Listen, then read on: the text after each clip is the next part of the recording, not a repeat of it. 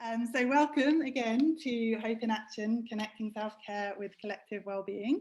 I'm actually going to very briefly, to help us further arrive, just guide literally a minute or so of a mindfulness practice, if that's okay with everyone.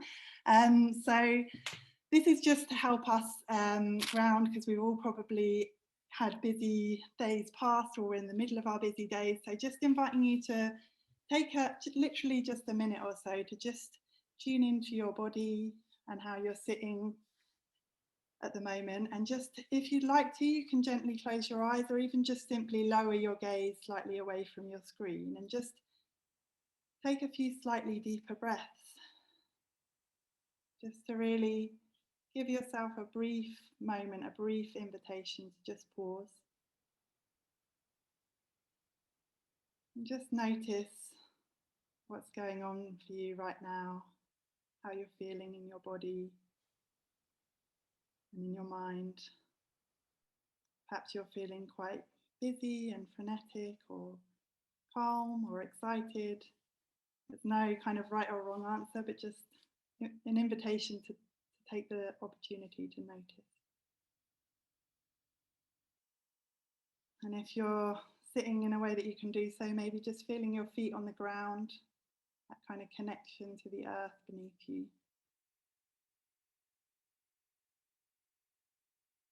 And even though we're connecting remotely with each other, just knowing that we've all been drawn to come together in this event because we all have a sense of care for our collective well-being. And that's what's drawn, and a curiosity perhaps. That's what's drawn us together. So just feeling that connection to the earth beneath you, and also to the other people that are sharing this event time with you. And then with a few final deep breaths, whenever you're ready, I'll invite you to open your eyes if they were shut, or gently raise your gaze again if you had it lowered, and just coming back to the screen. If you'd like to, you can give a little stretch, just making sure that you're comfortable to sit and engage in the event this evening. So thank you so much for taking the opportunity to do that short practice. Now I'm going to hand over to my co-host Georgie to tell you a little bit more about this event and what we have planned. Thanks, Flo, and thank you to everyone for being here. Welcome. This is the third event in our Hope in Action series, which seeks to support hope in uncertain times and nurture positive actions for personal and planetary well-being. We'd love to connect with you during and after the event, so if you'd like to, please use the hashtag Hope in Action Events to share highlights and connect with us and each other on social media. This series is hosted by the Network of Wellbeing and the Resurgence Trust. The Resurgence Trust is an educational charity that seeks to inform and inspire ecological regeneration, social justice, and spiritual fulfillment. Through its events programme and through our publications, the Ecologist news platform and Resurgence and Ecologist magazine. The Network of Wellbeing is also a charity all about building wellbeing together. It runs online events and other activities to support a network of people who care about the well-being of people and planet, as well as community projects focused on putting well-being into practice. So thank you so much for joining us today. Before we introduce our speakers and hear from them, we'd like to invite you to answer a one-question poll to just see how everyone's feeling about this topic as we go into this event. So I will quickly pull that up on your screens, and we'll give you a few moments to do that.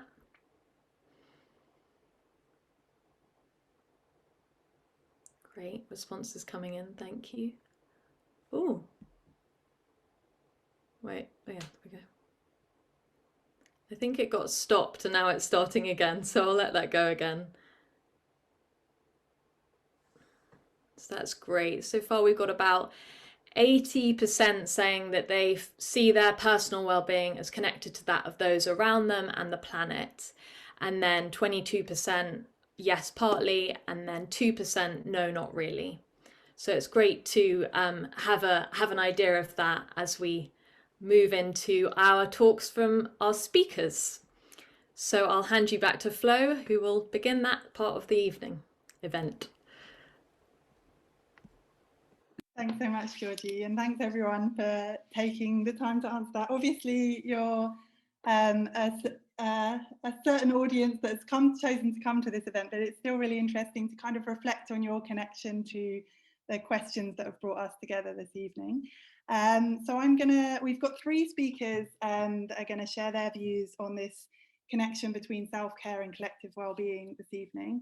I'm going to introduce the first. We're going to hear from each of the three of them, and then they're going to have a discussion between them and then we're going to move on to Q&A from the audience. So please do kind of share your reflections and questions as we go, and I will introduce our first speaker to present now, which is Ruby Reed, who's the co-founder of Advaya, which is about bringing people together to explore the links between ecology, society and well-being. She's also co-founded the educational platform EcoResolution and an ecosystem restoration charity initiative Earth. So yeah, really amazing range of work in this area, and lovely to have you with us, Ruby. Over to you. Thanks so much, Flo, and Georgie, for having me and organising this event.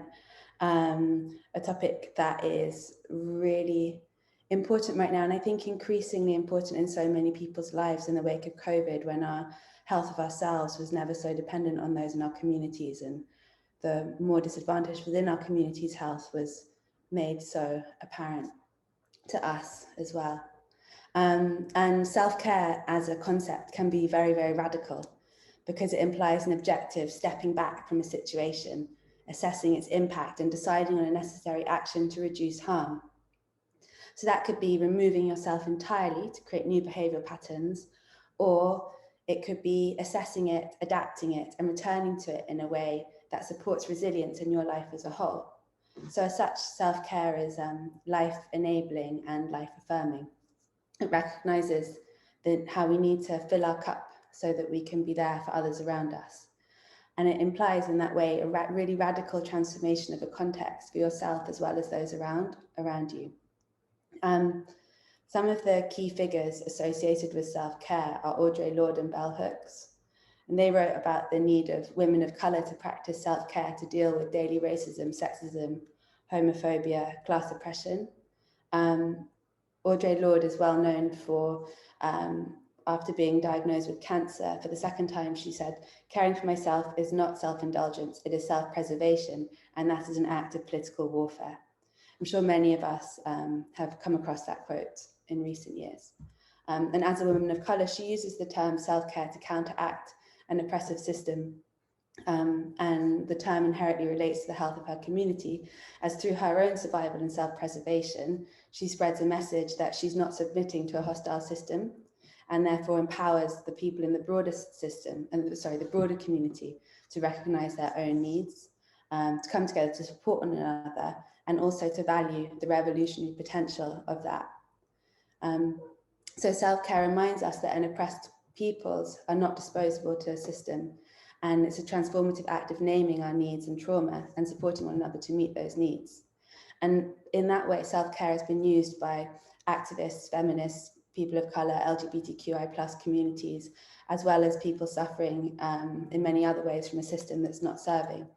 Those with mental health conditions, disability and poverty, sufferers of abuse and abusive relationships and oppression in many forms. Yet self-care as a concept has been used in a completely opposite way. That is ironically both symptomatic of and an enabler of oppressive, consumerist and growth-based system.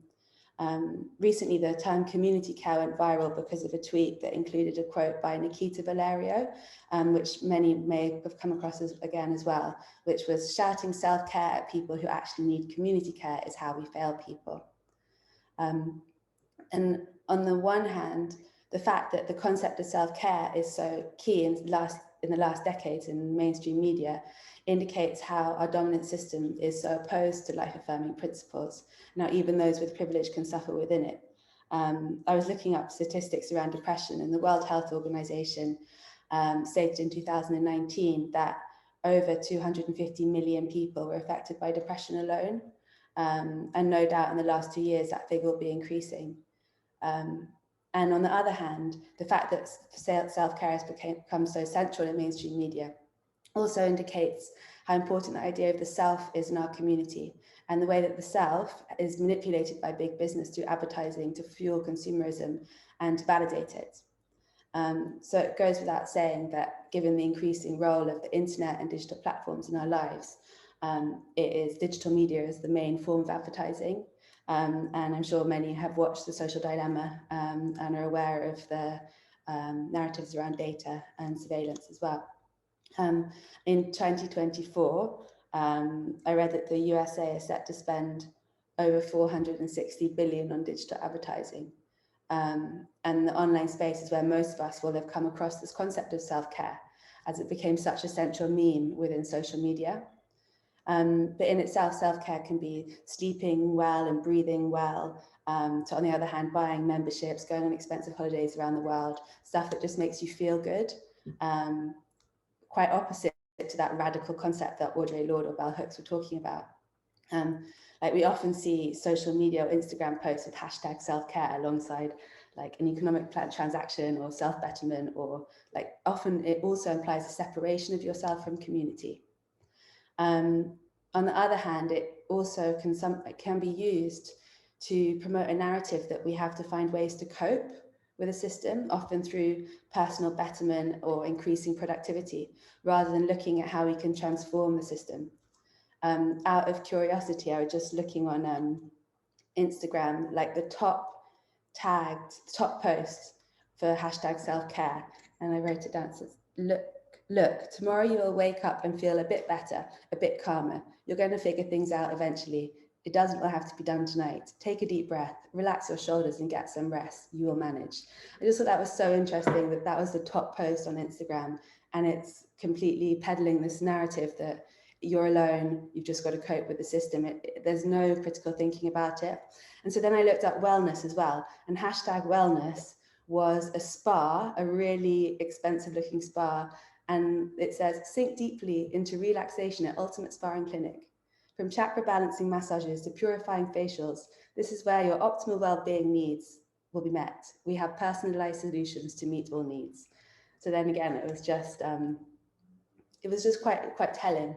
And a lot of social media content around self-care is veiling these very capitalistic notions, and then they're repeated and compounded enough times to create narratives that are rarely considered objectively or critically.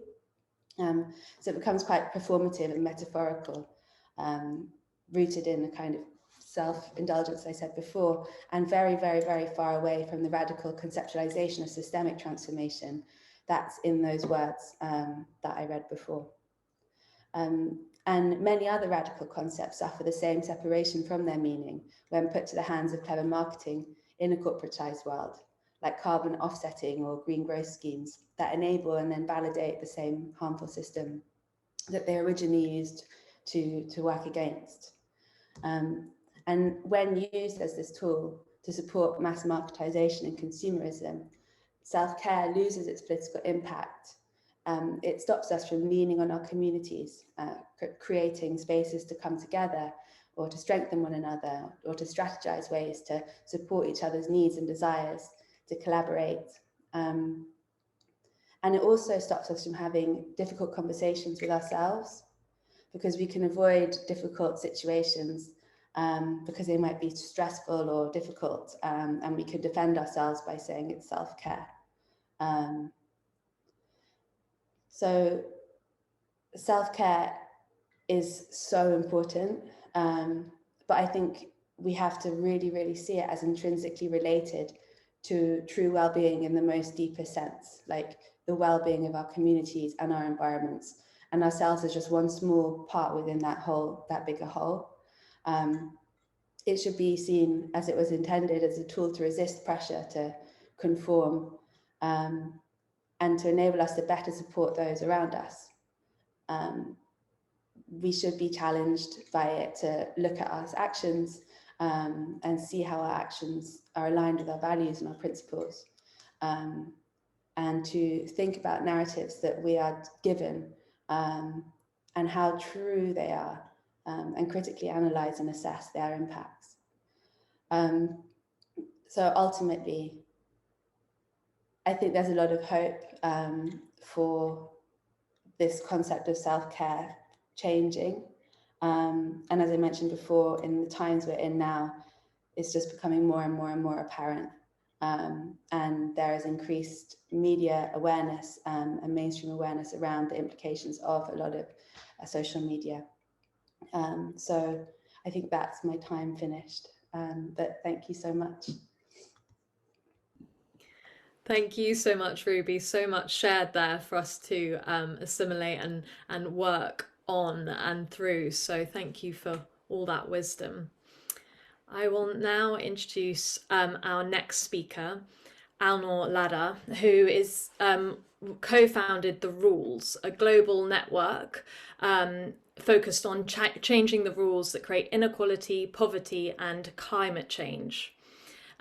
He focuses on the intersection of political organising, systems thinking, structural change, and narrative work.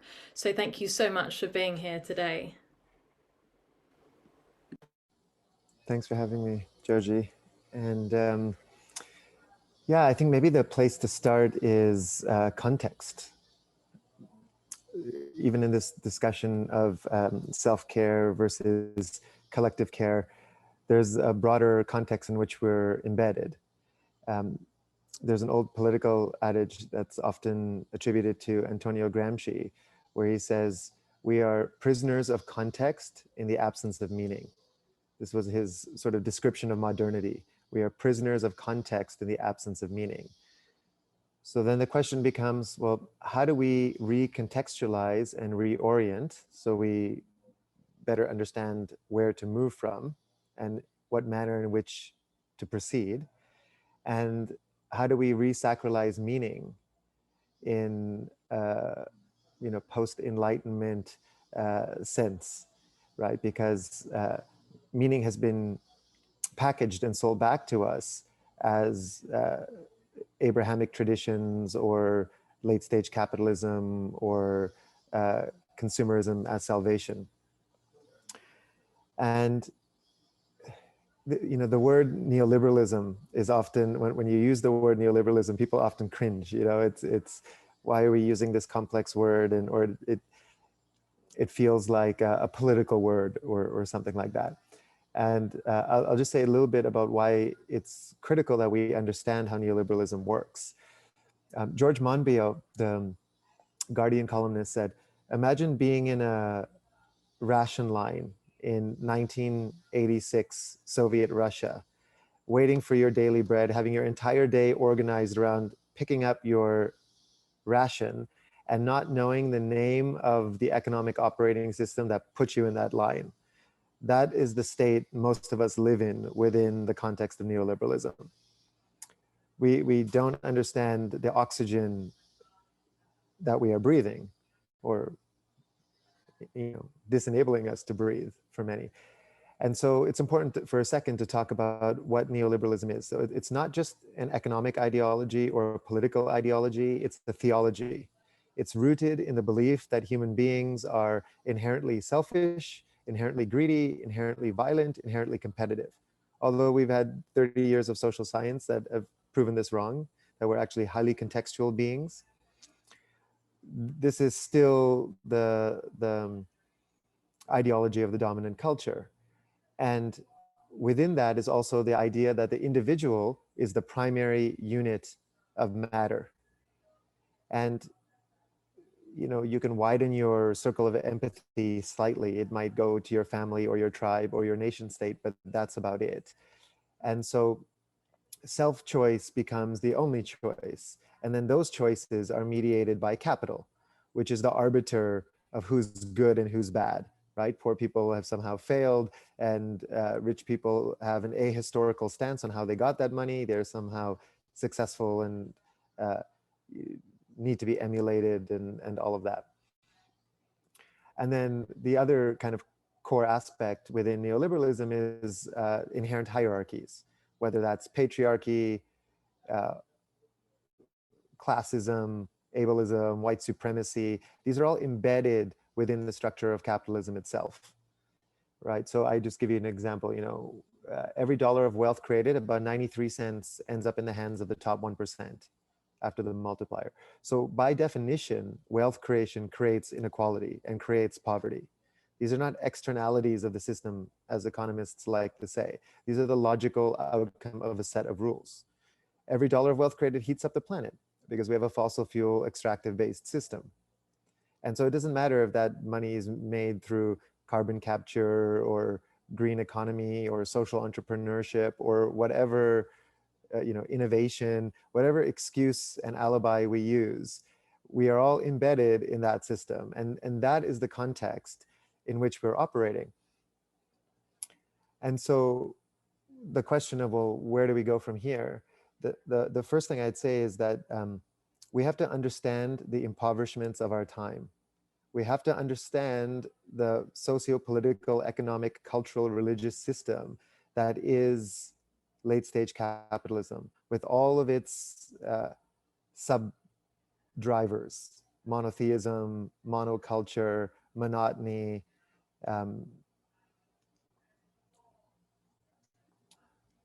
even monogamy. These are all sort of structured thoughts that are the direct descendants of this operating system. And so that's the first place to start, is to be really good students of our culture.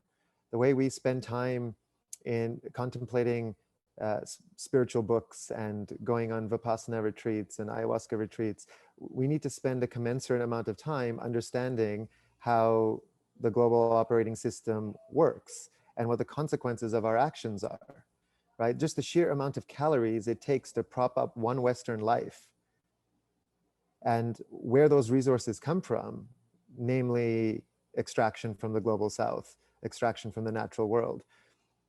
These things need to be discussed in small groups, in communities. And then the second aspect of this is to disidentify from the dominant culture. Because if we have not done that decolonization work and that deconditioning work, then we're still going to want what the dominant culture has on tap. We're going to want our Wikipedia page and to be a famous author and to have the money and status and fame that is provided by the life-destroying system. And then we're not going to know why we have this internal conflict and the ennui and the angst and the depression that comes with being a successful agent of the system. And the way the system works is it's a complex, adaptive, evolutionary system. It's alive. All these Silicon Valley people are waiting for the singularity, and the singularity exists. It's market fundamentalism. It's not that there's a merit system that people who work hard will rise to the top. It finds the people that best serve its logic and pulls them to the top. Well, what's the logic of the system? We just have to look around us, right? It's short-termist, greedy, competitive, life-destroying, patriarchal, racist, etc. And so instead of looking at the cover of Fortune magazine or New York Times magazine or whoever's on Netflix as people we want to emulate, they're actually just the best servers of the logic of a psychotic system. And of course, are there exceptions to this? Sure. Are there people who are using their power and privilege to overturn the existing system and serving as, alchemists or assassins or what have you? Yes, but the system will co-opt any impulse against itself, right? So the idea of self-care gets co-opted into the promotion of individual indulgence, right? During Occupy, when I was living in New York, like Occupy happened in September 2011. By December 2011, so a few months later, there were Occupy Wall Street posters selling at Walmart for $49, the full globalized supply chain, made in China, plastic frames, glass, printed, mass printed, all of that, and then sold back to people so they could feel that they were rebellious, anti-authoritarian activists, right? That's how sophisticated this Frankenstein is. It is an artificial intelligence. And so we have to disidentify from our desires to want the fruits and spoils of that system. And then maybe the last thing to say is, so, one is being a good student of your culture, understanding the dominant culture and the impoverishment of the Western, now globalized, industrialized destruction machine, then doing the active work to disidentify from the desires that we are, programmed seductively towards. And then the third is really recontextualizing for ourselves what our role is within the living earth and the living cosmos. And that requires, on a certain level, a cognitive practice, an embodied cognitive practice, and spiritual practices. And this is what ancient traditions, mystical traditions, indigenous traditions have done for millennia. They try to transcend subject-object duality. The idea that me as subject sees you as object as separate to myself is the root of the Western disease. And so this is not just like a switch we can turn on and off. We can't go from rationalism and materialism and separation into a more animistic, dialogic worldview. It requires practice. And there's many ways into that, from psychedelics to mantra to tantra to dance practice to various forms of embodiment. And it doesn't matter what the way in is, but the aim of all of these practices is to, instead of reifying the individual self, the small s self, is to situate ourselves in the broader self, capital S self, with no separation between us and the living world. And all science is pointing in this direction, right? For every cell of our body, we have 10 cells of bacteria. We are largely made up of a parliament of things in our body, right? What scientists call junk DNA, they're now finding has this electromagnetic force to it, right? That our ancestors are vibrating through us historically. Our future selves are in us, right? The ecosystem of life that we are engaged in is us. There is no separation between these things. And so this practice of the dissolution of identity is very difficult in a culture that tries to reify your identity at every particular touch point it can, from your name to what do you do for a living as the first question, to your passport and your license, and all of the accoutrements of identity, and the preference porn of social media, where we identify who we are with how we like our cappuccinos or where we're holidaying or whatever. And this requires active practice. And if we don't have a deep understanding, and I would even argue a disdain and a discernment for the dominant culture, this transition is going to be much more difficult than it has to be. So I'll stop there. Thank you. Thank you so much, Alnoor. Really inspiring presentation. Really appreciate it, and really look forward to hearing a discussion between you and Ruby and our final speaker this evening, who I'm going to introduce now. And our final speaker is Alex Nunn. So Alex is a passionate activist, facilitator, and public speaker who promotes the connection between compassion and social change. He's head of Movement Building Action for Happiness, which is a movement for a happier and more caring society. And he's also studying compassion at Stanford University.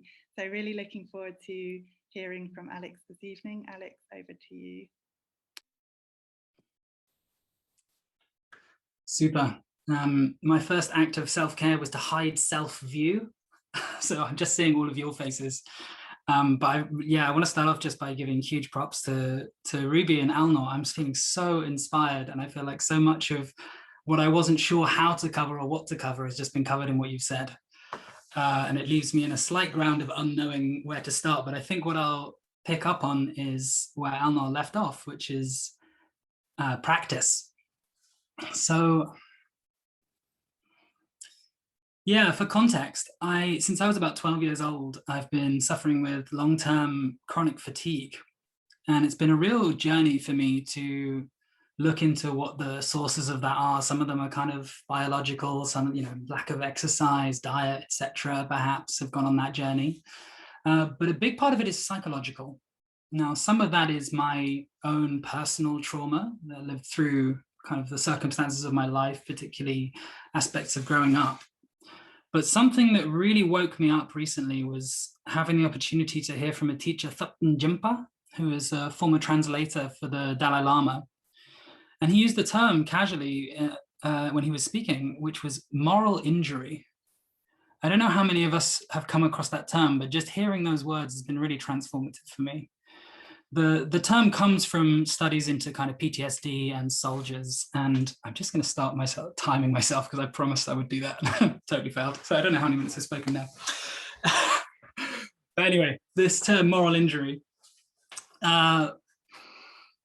Essentially, when something is happening in the world, particularly that we're bearing witness to, that crosses the lines of our values, we suffer a wound as a result of that, especially so if we feel motivated to try to do something about it and are unable to do so.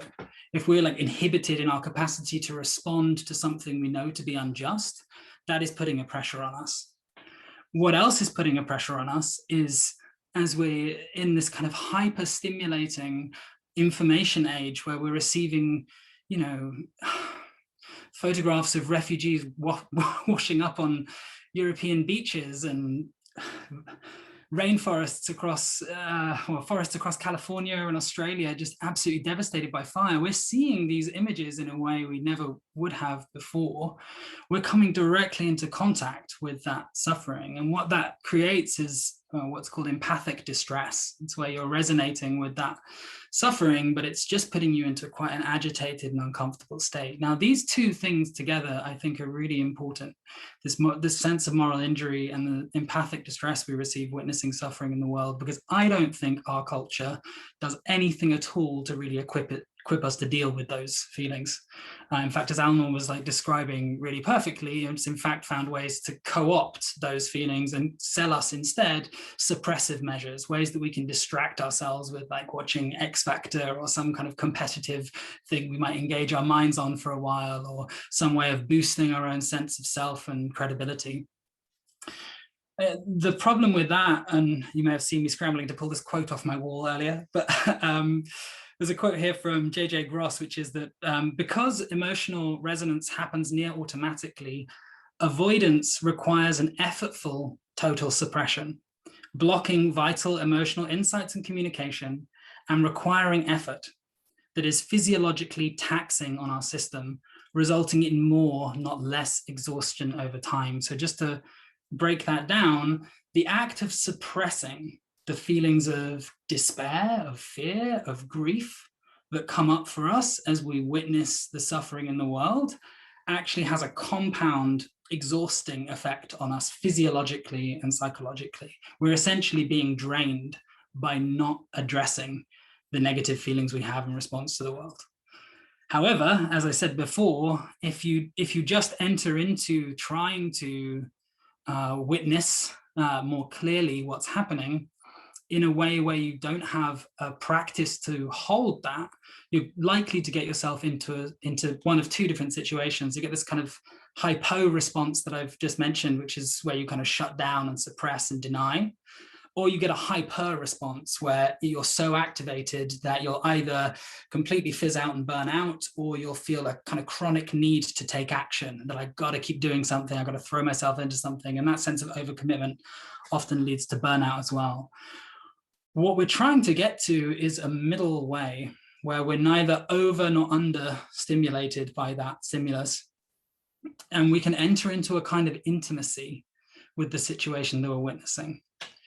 Now, one of the ways that I'm really inspired about in terms of being able to achieve this as a practice is to understand a little bit more about the difference between empathy and compassion. Empathy is something that can happen subconsciously. It merely means the kind of emotional resonance with the state of another. Compassion is different. Compassion requires two more things. One, awareness. You have to have a kind of clarity around what you're seeing. And second, an intention. Now, that's really useful because both of those aspects are psychologically trainable. There's strong evidence that you can cultivate those as states and that those states can become traits over time. What that means is we can begin to start to have practices where when we see triggers in the world that we know are going to bring up difficult emotions for us, if we can start to cultivate a kind of mindful awareness of that in the moment as it's happening, and remind ourselves that what we want is to see that suffering alleviated, we gain a new way of relating to that suffering that actually has been shown by Tanya Singer and various others in terms of neuroscience to activate very different parts of the brain associated with motivation. And it's reported to be, by people who practice this, and actually a very energizing state. So instead of having this experience of seeing some immediate trigger and feeling panicked by it, feeling shocked and kind of thinking it's horrible and then trying to run away from it in some way, shape or form, for me, it's often reaching for some kind of chocolate biscuit or snack or something to kind of satiate myself. If we can instead use that as an opportunity to trigger a moment of awareness, call up that sense of wanting to care for, wanting to relieve that situation, we can find ourselves lifted and inspired. And I'm very excited about what that could mean in terms of mass movements encompassing those practices and a different society coming about. Thinking again of what Alnoor was saying about how this system self-selects the people that are most appropriate for it. One of the attributes of those people is the people who care the least, the people who have become most effective at suppressing their own emotional responses. That kind of psychopathic nature of the system that was referenced is literally meaning people who have no empathy. So if we can begin to raise our own capacity, essentially for love, to respond lovingly to the world, we're lifting the love quotient of any system. And the more love there is present within that system, the more that love will be having an active effect within that system. Now, it's been well demonstrated how effective the system is at co-opting and maneuvering around, but I'm really inspired by the work of Joanna Macy, who talks about the different kinds of actions we need to kind of overthrow the system that we currently have. We need holding actions. That's like people like the indigenous activists trying to stop Line 3 at the moment, the tar sands project. We need kind of prefigurative actions of people showing new ways of doing things. I think some of the work that Alnoor's doing is about kind of actually engaging with communities and modeling the way we want things to see. But this final piece is about a shift in consciousness.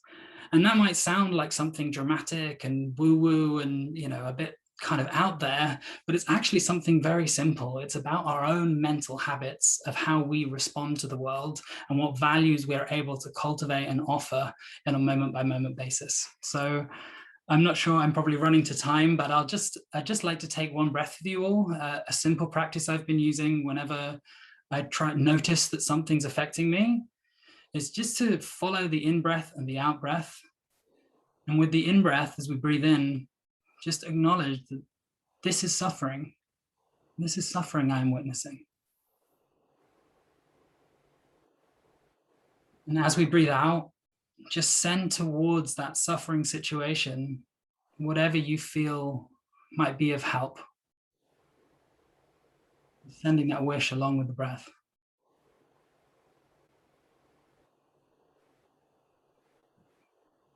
This is a practice we can use multiple times a day. And as we cultivate it, we'll deepen and deepen and start to habituate that as our natural instinctive response when triggers come up. I'm excited to talk more about this, but I think I'm more than probably at time. Thank you. Thank you so much, Alex, for sharing those really powerful and applicable practices. And thank you to all three of you for those incredible talks. For the next 10-15 minutes or so, we are going to invite our speakers to discuss this topic between themselves and ask any questions that they might have for each other before moving on to the audience's questions for them. So, Alex, Alnoor and Ruby, over to you. I would love to explore a little bit more about practice. Both of you spoke about practice, and I love to think about practice as the laying down of new patterns and the repetition of patterns to create new behaviours within us. And I'm wondering what makes a practice effective. particularly in this context of self-care and community well-being, like what practices, and there was also a question in the chat, I know we're not doing that yet, but well, how do we recognize the problems if we're not being taught to be self-aware? But in the same way, like how can we recognize effective practices? I wonder what you both think. Go ahead, Alex. Go ahead. Okay. Well, what I immediately did there was closed my eyes, breathed in, and I think what I was trying to do was detect where your question was landing in my body. So I think the two questions you're asking there are quite connected. If there's a question about like self-awareness being an element of this, I think we only know what's effective if we can feel the effect of things within ourselves. If you can read lots of studies of like, oh, doing this mindfulness practice is going to help you so much, and you've got to do 20 minutes of this and 20 minutes of that, and blah, blah, blah. You know, you can look into it, and sometimes those are helpful and pointers in like helping you find the next thing to try. But ultimately, if we don't cultivate a sense of internal mindful awareness, and particularly bodily awareness, we're missing out on a lot of the information of how things actually feel as we embed them. The only other thing that I would want to bring in was something I kind of missed in my talk that I'd love to mention as well, which is the importance of taking action. It's wonderful to have ideas and to do different things, but actually it's so potent in terms of embedding behavioral change if you can have an experiential kind of essence of it. So for me at the moment, I've been doing a lot of because my research is about compassion and social change, I've been attending a lot of protests in London recently, and trying to find ways in which I can both manifest compassion whilst I'm there, but also witness small acts of compassion that are happening throughout those spaces. Try to decolonize and reprogram myself from this idea that activism has to be kind of angry and aggressive and is about smashing things down. Like that, all those stories I know to be not true, but yet they all exist inside me. So this act of acting, processing in action can actually really help to embed those as more of a reality rather than an idea.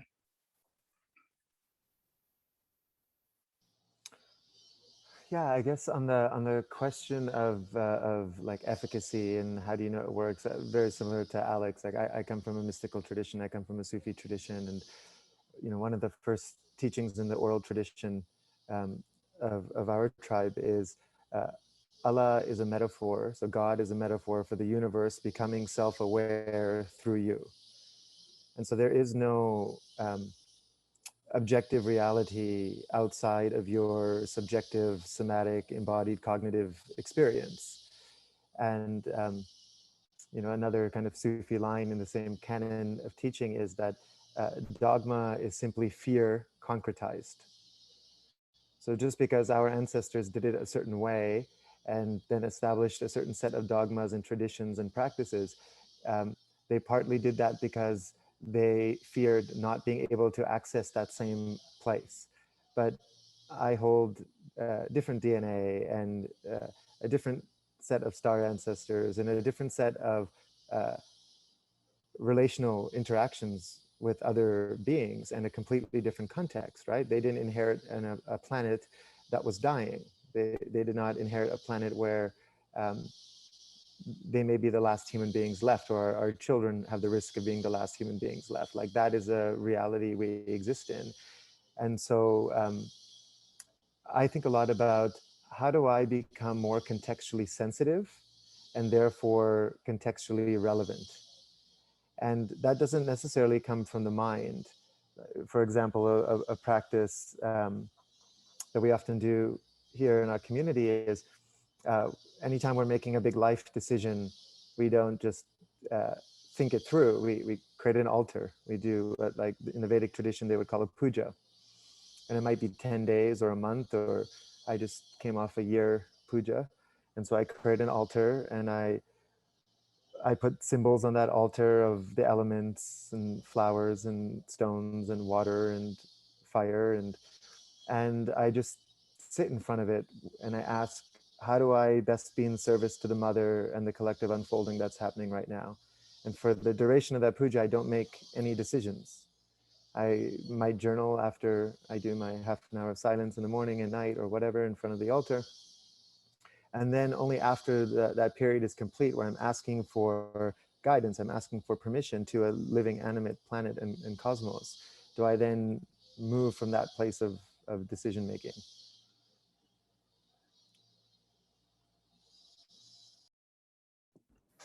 Wow.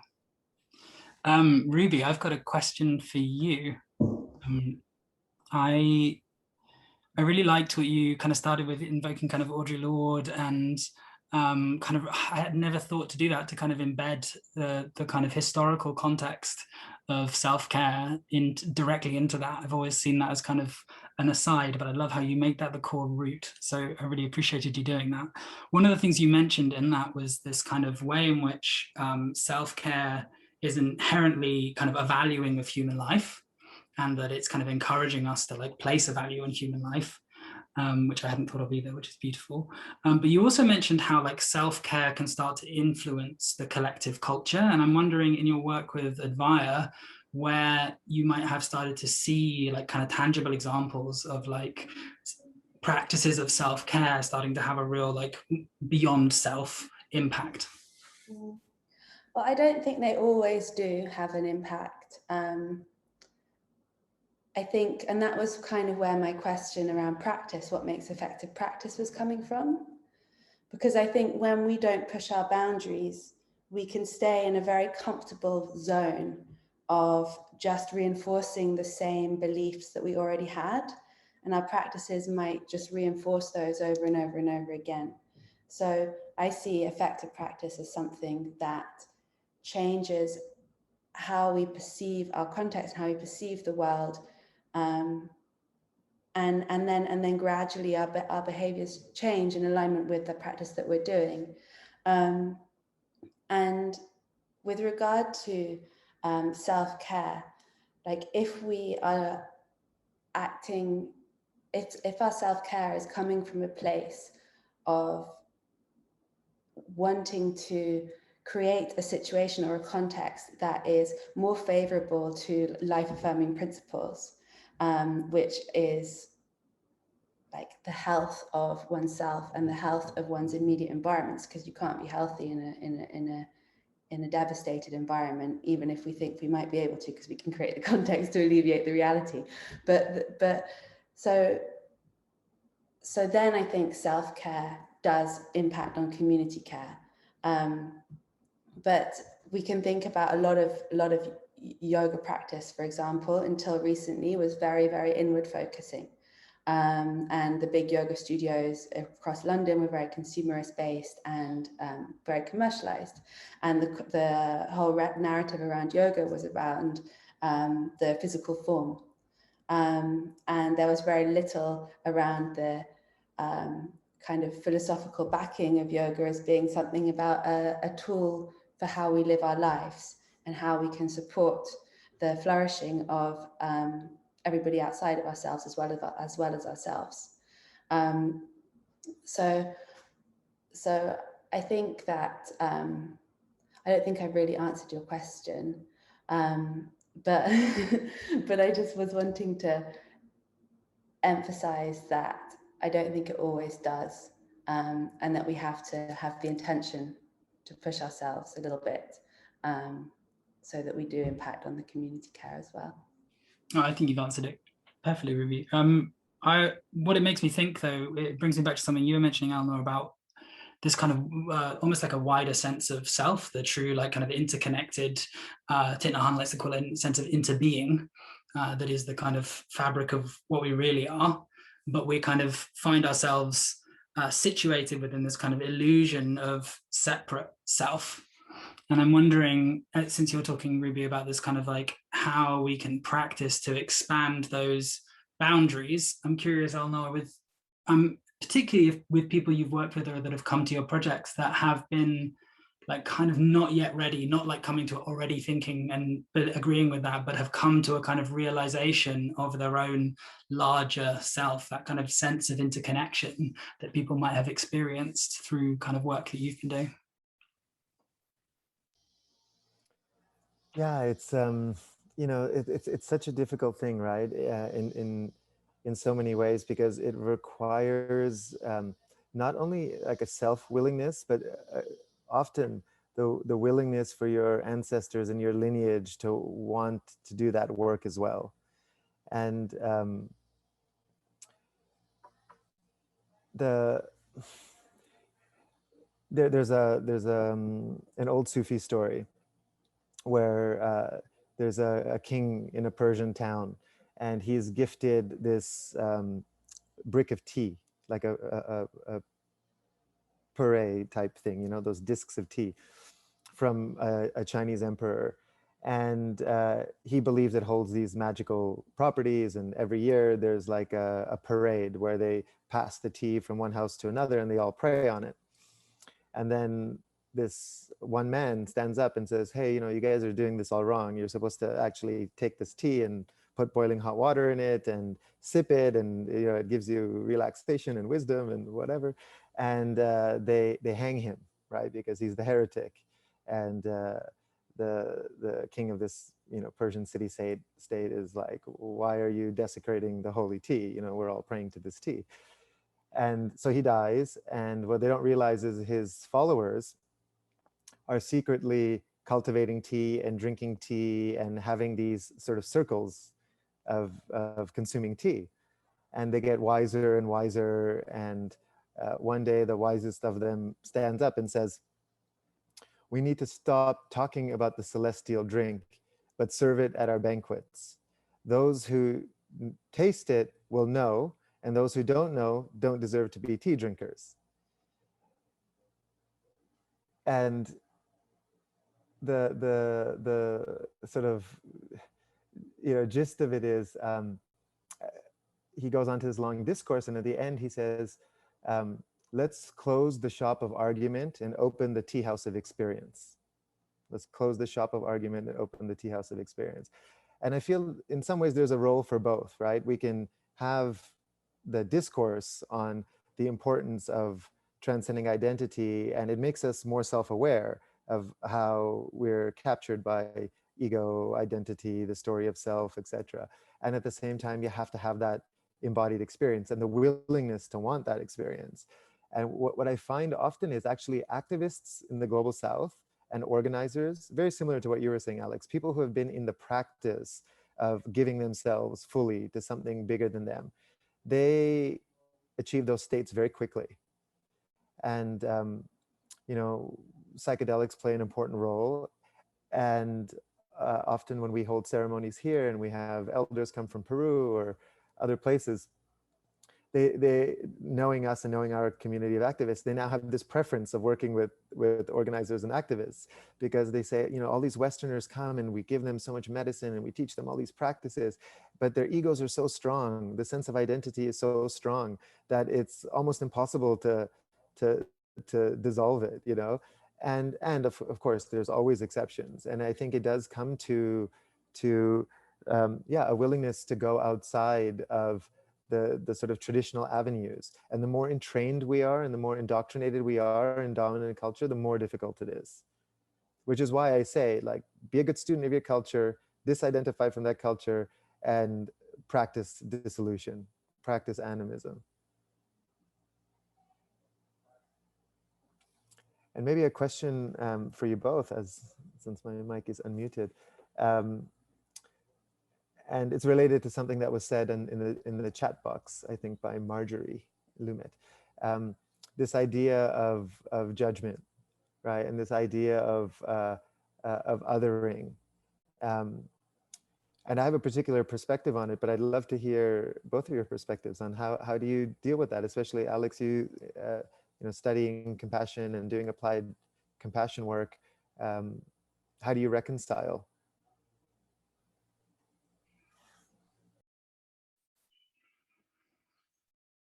I mean, for me, I'm supported by, I'm realizing more and more as I speak, I'm supported so much by a mindfulness practice and the power of kind of awareness and seeing things as they are and as they happen. And the more that one cultivates an ability to slow down the patterns that are rippling through us, the more that we can kind of get a bit more purchase on what's really going on.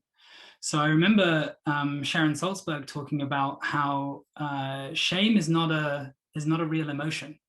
There are like 4 core emotions of like joy, love, fear, anger, and sadness. I think that Inside Out film might have been playing on that theory.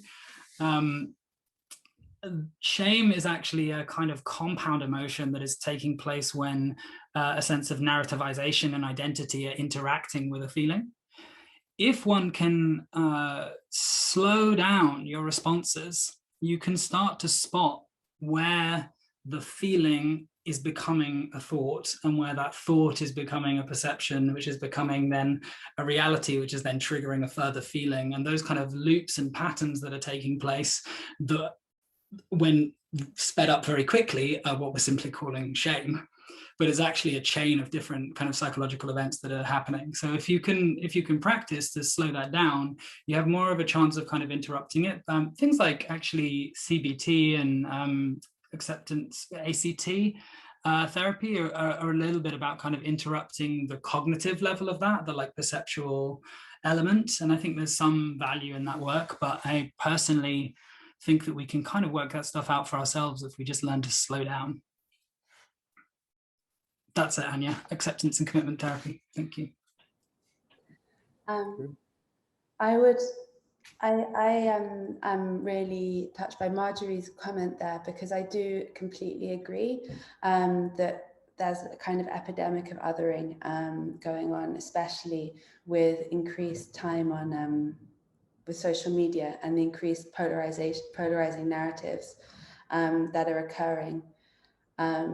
And it feels quite a dangerous time where there is often very little critical thinking about certain narratives, and it feels sometimes a very rehearsed and performative answer to certain things that come up, where we're no longer looking at it as an individual person, but as a representative of a system in opposition to ourselves.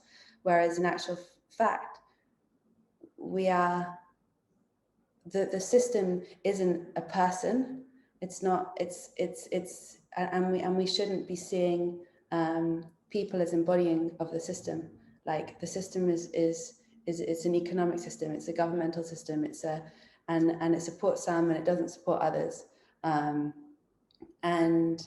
I think what is dangerous is when we start to pin it on certain individuals, because it displaces the enemy. I don't really want to even call it enemy, because it creates, again, the same narratives of personalizing it.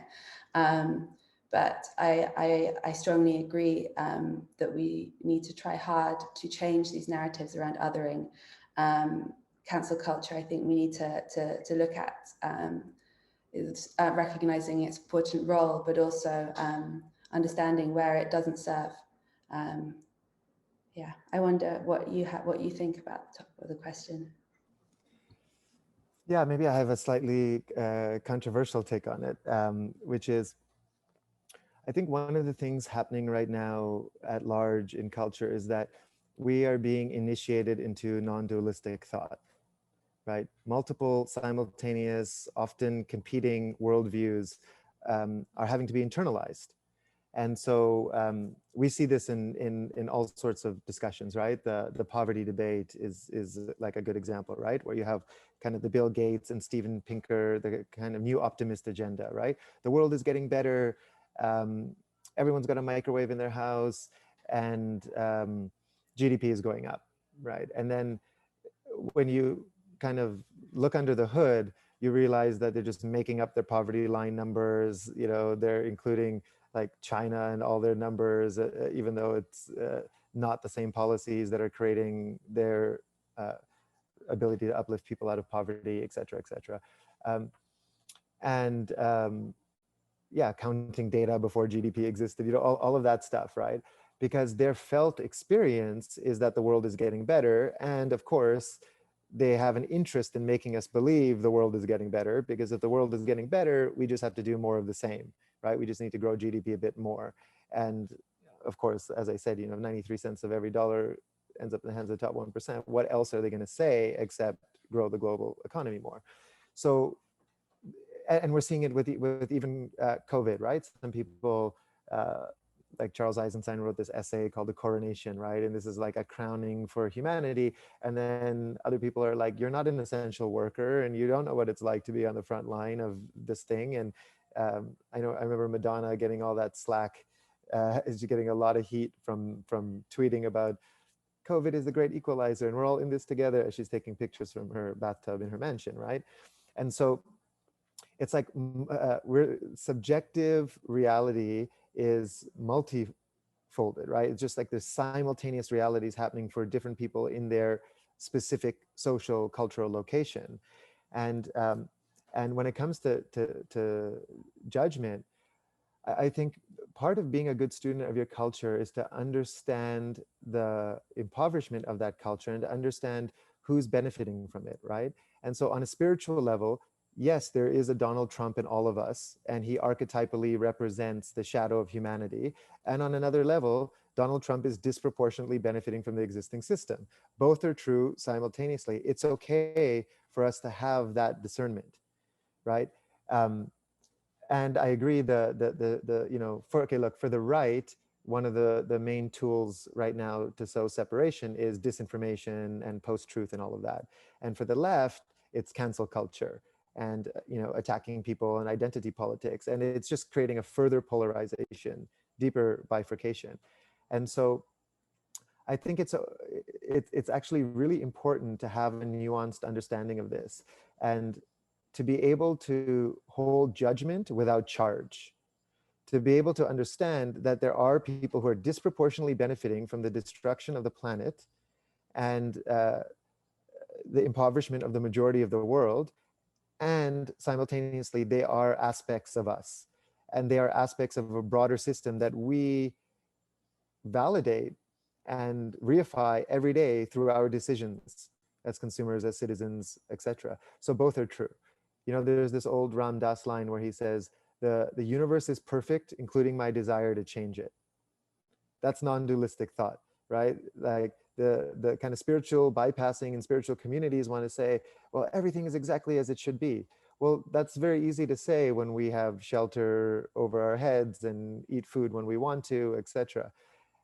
And so the desire, like evolution is not happening outside of us. Evolution is happening through us. So our ability to be in critical analysis of power and the abuse of power and the abuse of privilege while holding the understanding of compassion and empathy. I see empathy as slightly different than Alex. I don't think it's just a kind of innate bodily response. I think it can be a kind of cultivated response. And in that sense, it becomes very similar to compassion. But I think part of what we need to do is really state our values and say, this is what we live for and this is what we stand for. And embodying those values and imbuing those values into our projects and our work, values like cooperation and altruism and generosity and solidarity with all life and interbeing. And when groups and people don't adhere to those values, it's okay to say that you are activating values of greed, ignorance, selfishness, psychopathy, sociopathy, etc., because that is simultaneously and non-dualistically true. Thank you so much for that response, Alnoor, and thank you, the three of the speakers, Alex, Ruby and Alnoor, for such a vibrant discussion. I feel like we could continue just listening to the three of you share on these ideas, but we also really wanted to bring in some of the amazing questions that have been coming from the audience, some of which you guys have already really effectively brought in and touched on in the way that you were discussing Marjorie's question there. So thank you for the range of responses to kind of maybe build upon what's just been being discussed, but to also bring in an audience question. I'd like to bring in a question from Anya that was asked earlier that was directed to Ruby. So perhaps Ruby, you can answer first, but also Alex and Alnoor can come in. Anya asks, is one of the dangers of self-care that we're shifting responsibility of society to treat its citizens with respect, care and dignity onto individuals, and that those who may need to undertake the most self-care are those whose resources are most diminished by society. So in a way, it's like those that need the care the most are being told to take care of themselves, when actually it should be more of a collective responsibility. And in some ways, this question touches on some of the issues that Alnoor and the three of you have been raising in response to Marjorie's question. So Ruby, and then over to Alex and Alnoor if they would like to add. Yeah, I think it's a really interesting question. But I think there's three pieces in that. There's the individual, the state, and the community. And it never should be about the individual. And I think that's what I was trying to say earlier, is that when it becomes just the individual, we are left isolated and disempowered. We are removed of our connection to community, our ability to collaborate, to support one another, to find mutually beneficial ways forwards. And we are also ironically left reliant on an alternative, like a state-like system or a political system, to provide for our needs, but then it's not serving us. So then perhaps we look to consumerism, or we look to something outside of that, which again will never meet our needs. So it's kind of a vicious cycle. And I think that it has to be, communities have to be empowered to support one another. And the role should be on creating spaces for communities to come together. Like, funding has been taken away from community spaces in most countries that I'm aware of. The idea of the commons basically doesn't exist anymore. The need is for people to be able to support other people in a way that isn't necessarily tribalistic, but is just genuine communities, diverse communities. It's like often with conservation efforts, as a very different example, there'll be a foreign NGO coming in and saying what a local community needs, rather than the local community deciding what it needs. And different ideas and different things will be imposed on them, which is very deserving in the long term. And quite like the idea of citizens' assemblies, it's like communities coming together, they are best placed to choose and to make these decisions. So I think it's an addition, it's that community, and the state has a need to support the individual, but it most importantly needs to create the ability for communities to come together and stand up for one another and to support each other. Yeah, that's what I would say. Thanks so much, Ruby. And Alnoor and/or Alex, would you like to add anything? We've got one small point that's arising, which is more to do with my work at Action for Happiness. So for those of you that don't know, I work for an organization called Action for Happiness that's all about trying to help people wake up to how they can have a happier life, but also contribute to a happier and more caring society. One of the things that really gives me hope in working at Action for Happiness, where we draw a lot on kind of the positive psychology movement, which is often criticized in this kind of very similar way, where it's about the individuation of mental health and it's kind of all your responsibility. I think what we need to be careful of is, and I'm totally for like not passing the buck from corrupt and dangerous systems onto individuals who can least carry that burden. I'm fully against that. But the thing we want to be careful about not losing is the message of individual agency, the amount of change that is actually possible within us, and the amount that people can flourish if they're not put in situations of dependency, but are actually supported to gain their own kind of handle on things. Actually, it's a really, the amount of people in my life that I've tried to lead on a path that I thought would help them, compared to the amount of people who have genuinely been helped by finding an inspiration in themselves, I think is a real testament to that. There is a really important aspect in terms of our own healing journeys, which is some aspect of it kind of does have to come from ourselves. Thanks so much, Alex. That's really valuable to bring in that experience. And Alnoor. Yeah, I think part of the reason I was trying to orient at the beginning around neoliberalism as this complex adaptive system is this is the logical outcome of that system, right? The economist John Kenneth Galbraith called it private affluence, public squalor. That's the logic of the system, and the opposite of that is George Monbiot says private sufficiency, public luxury. When we start reversing the enclosure that really started in the UK, that was the beginning of the enclosure movement, and they started closing off these common lands to create, you know, a system of serfdom, and then exported that around the world, realizing that if people could not be self-sufficient in terms of feeding themselves and clothing themselves, etc., that there would be this dependency created on the state that was necessary in order for hierarchy and patriarchy and white supremacy to reign.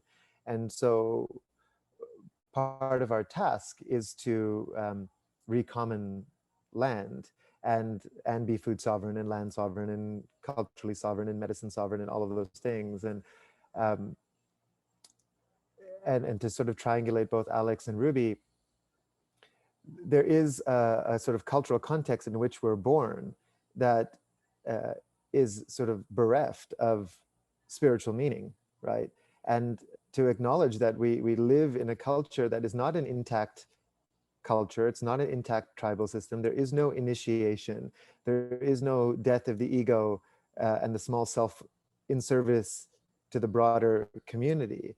And so in that context, of course, there's going to be mental health, and there's going to be addiction, and there's going to be spiritual ennui and depression and all of those things. And there's a line, you know, that's often said in social change spaces, which is it's not our fault, but it's our responsibility, right? That within that context, like we could see this context as affliction, or we could see it as assignment. We could say we are victims to this broader culture, or we incarnated in these particular bodies, in our white bodies, brown bodies, black bodies, as males, as females, as queer, non-identifying genders, in order to fulfill a certain karma and to do the redemption work of our ancestors, of our historical locations, etc. And again, you know, this is invoking the non-dualistic aspect of both individual agency and the collective trauma of modernity that we find ourselves within. Thank you so much. Our next question was for Alnoor, but after Alnoor, you're all welcome to speak, of course. And that question is, if we are like fish, not noticing the water we're swimming in, what would be the beginner's resource you'd suggest for someone wanting to understand more?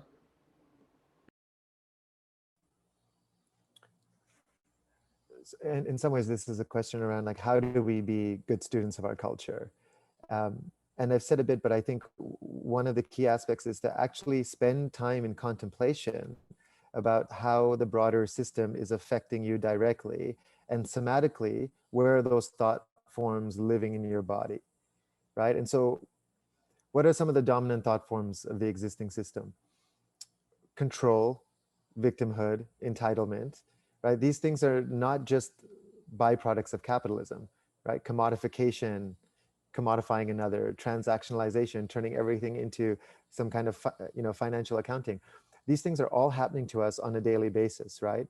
Money has mediated every aspect of our lives, where we live, what our accents sound like, what we do for work, what we do for leisure time. All of that is mediated by debt-based capital. And so spending time in contemplation about that is as important as spending time in contemplation about the meaning of life, because the two are so intertwined.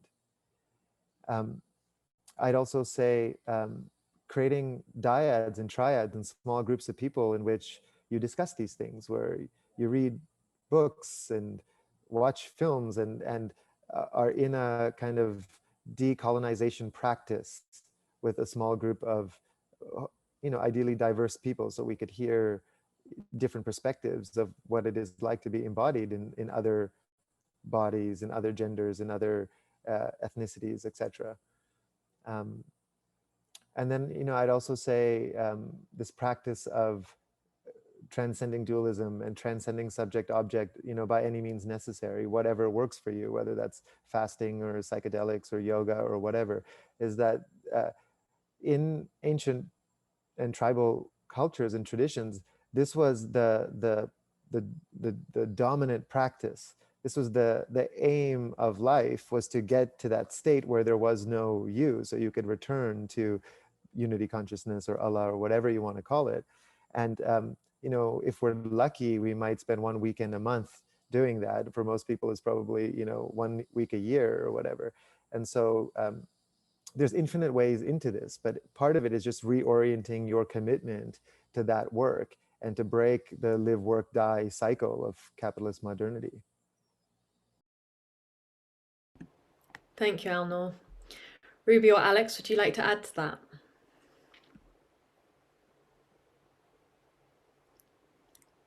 Alex, to you? Every time Alnoor speaks, I can't write fast enough to, to write notes. So I'm glad there's a recording so we can go back to.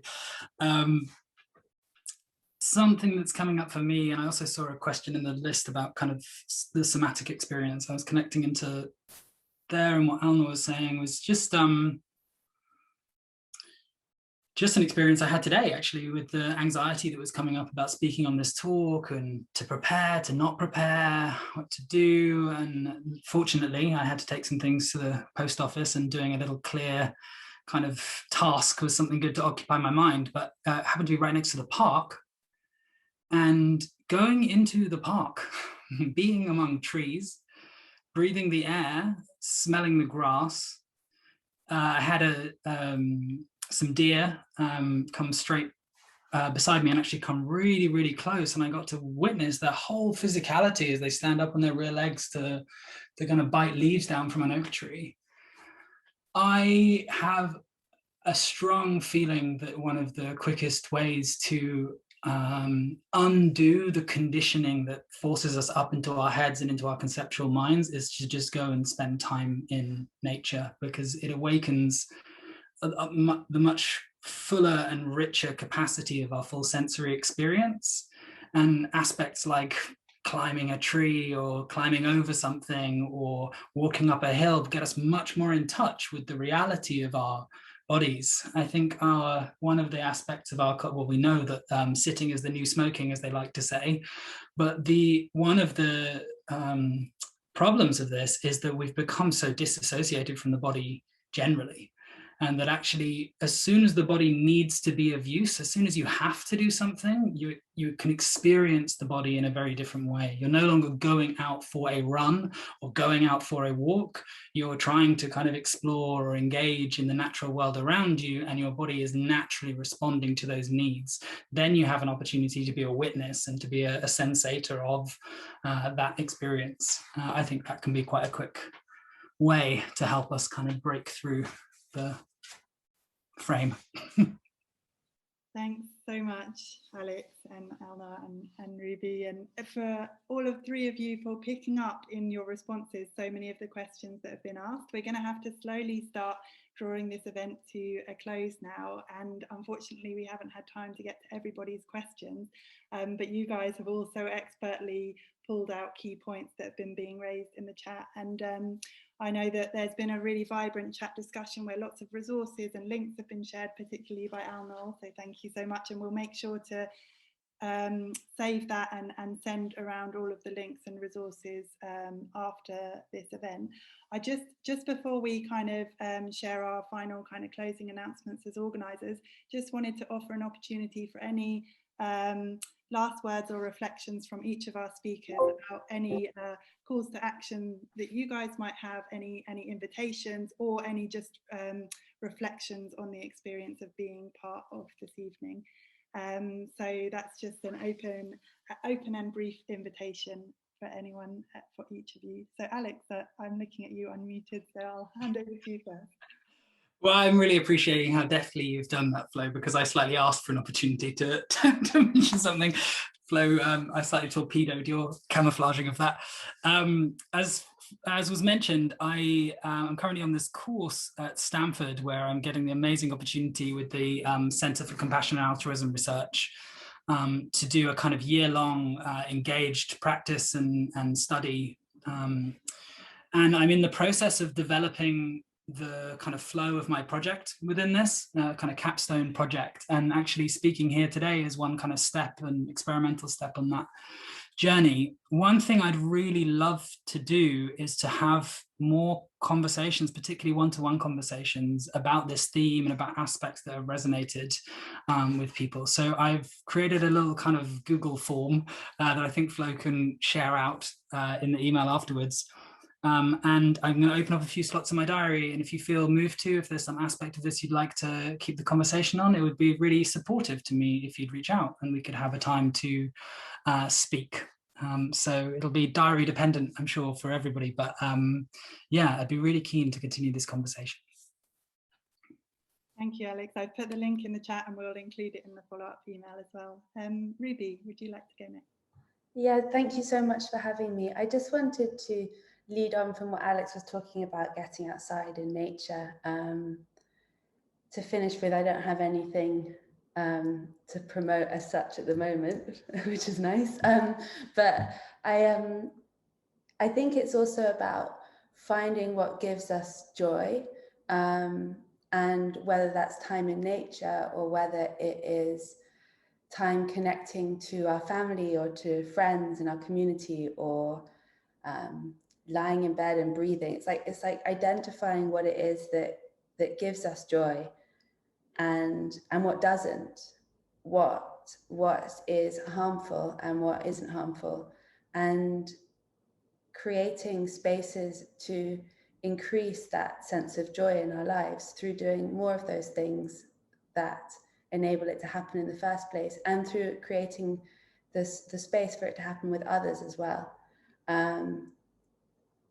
And I think that's when self-care and community well-being can really, really come together. And it doesn't always have to be very intellectual or complicated. And it can be so simple as just like finding more joy and more sharing and more connection with those around us and with ourselves. Thanks so much, Ruby. Beautiful invitation to finish with. And over to Alnoor. Yeah, there was also like a question around UBI and stable wages, and maybe just to like put that within a framework that I like is, I'm sure many people are familiar with Bill Sharp's 3 Horizons approach. It's a good tool just to think about, which is like Horizon 1 is essentially like, what could we do now?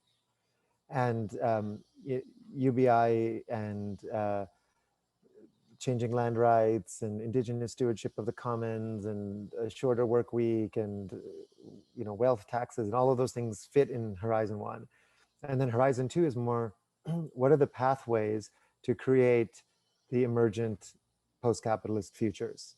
Like, what are the types of infrastructure, post-capitalist infrastructure? And that's where things like, creating localized, self-sufficient, resilient communities and economies kind of fits in.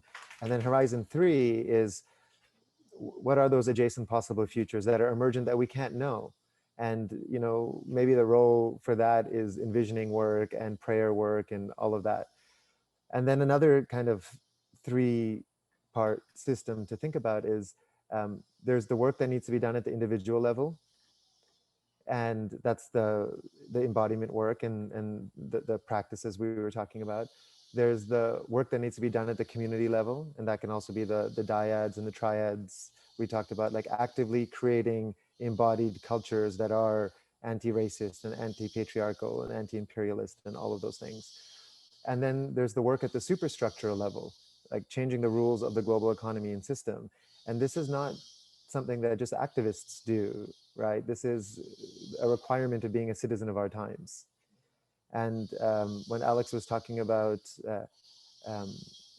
the practice of activism and how it's interconnected with spirituality, one of the thoughts came to me was this Buddhist aphorism where they say enlightenment doesn't happen in the cave, it happens in the mouth of the lion.